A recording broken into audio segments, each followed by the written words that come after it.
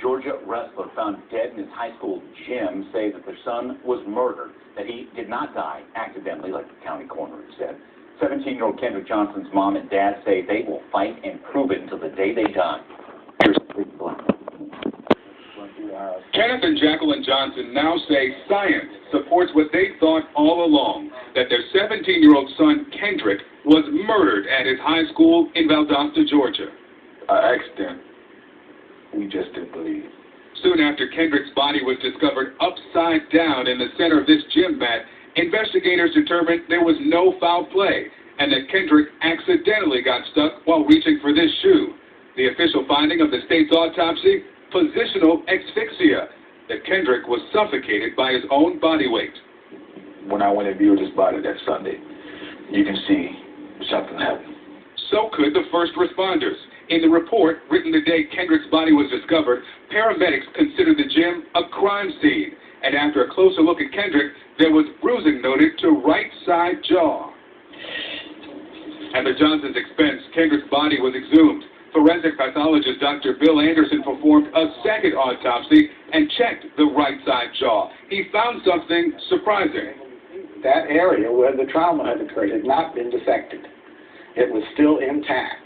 So it had never been opened at the time of the first autopsy. And there's no mention of those bruises in the state's official autopsy or the local crime lab's report.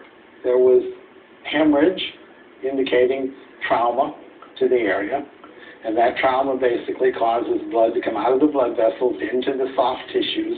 By looking at that, we were able to diagnose the fact that there was indeed blunt force trauma to that area. So he took blows to the neck? He took at least one blow to the neck. So just to be clear, you're calling this a homicide? Yes. A spokeswoman for the Georgia Bureau of Investigation tells CNN, "We have complete confidence in our medical examiners and stand by our autopsy report." I've never had a case that I can recall where the prosecution actually was told that this may well be a homicide, prosecution being the state, the police, and so forth, and then didn't bother prosecuting it. It's mystifying. This is the first time you've called a case a homicide and everyone's backed away. Pretty much so. The only other times were a couple of cases where there was a deliberate cover-up of the case by people involved in the investigation or associated with people who just didn't want the facts to come out. The U.S. Justice Department is considering whether to get involved. If they don't come in, they don't want to send a message to the world. You can kill as long as you can get away with it. Do you still talk to Kendrick? Yeah. And what do you say? I sometimes ask him what happened. I wonder. Sometimes I blame myself for not being there. How long are you willing to fight? Till I die. If it take me till I die, I will fight till I die.